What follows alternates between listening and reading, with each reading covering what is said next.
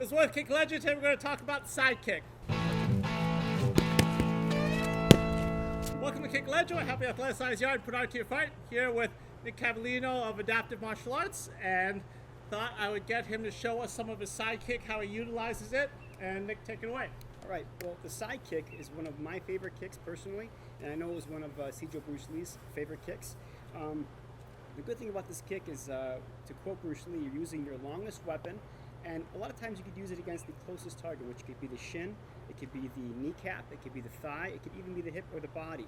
Now, when you start to go higher, like more towards the head, which it looks good for films and everything like that, but for reality, you're losing time, because the higher you go, the longer it takes to get there. Even if your kicks are very, very fast, it takes that split second, and that split second is all someone would need, for instance, for like a good wrestler to go and do like a single leg takedown, or to shoot for the hips and take you down.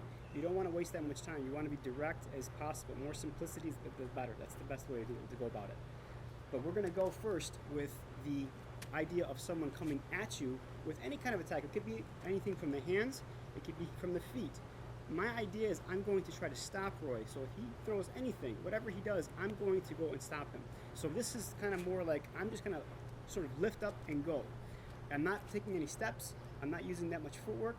I'm just lifting up my leg. It's almost like the dog on the fire hydrant type of thing, kind of like that. It looks like a lazy, ugly kick, but it's really, really effective because it kind of shocks the person. It kind of keeps them where they're at. And then after that, we're going to follow up with any kind of attack that we want. Whether it be boxing, it can go to the clinch. I can take the person down if I wanted to. But this starts everything. This is the gap closer, right? So he's going to initiate anything, let's say, for instance, like a jab. I'm going to stop him with the side kick. Right on the thigh, but that doesn't have to be just on the thigh. It could be the kneecap, it could be the shin, it could even be the body. Any one of those is a great target to go with. Now, let's say the person has a little bit more of a gap, and I want to initiate. I have to go and attack. So I like to use a lot of fakes or feints, because a lot of times if you're using a side kick and you're using footwork, it gives you a little bit more telegraphic, but in this case, I want to use a fake to the high line and go low. So I'm going to fake high and go low. And after that, I plan down, and now I'm in range to do any kind of attacking. So, for instance, like boxing, or if I wanted to get in trapping, I'm doing trapping range. Like I said, if I wanted to take the guy down, I could take the guy down. But this is the starting point. This is the initiation. This is the closing. This is the entry to get you into that range.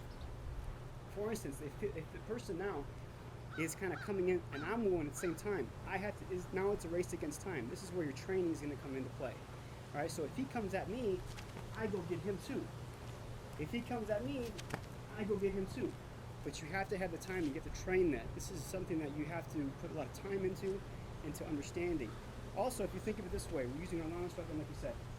From here, if I place my foot there, I'm using my longest weapon. If he tries to hit me with the hands, he's not really going to be able to hit me. I'm out of range. I'm here. So this is a safe kick, a really good one to use, especially for self-defense, especially if you want to get the guy off you and get out, or you hurt the guy and then re-engage into something else. So I just want to make a quick point here. Nick says it's kind of a lazy man's kick, and it's true, it can look lazy, but I really want to point out, Nick, go into the camera and show your hip alignment. Okay. Straight line. Right? So he's using his bone structure to give him that structure. He's not doing this kind of thing, you know? It's kind of lined up with his hips. So it seems lazy, but from the front view, he's not doing this, right? And he's not doing this with his hips out of line. He is at least bothering to turn his body, right? And that's what gives it that stability, that kind of gives him the structure to stop my forward motion. Here.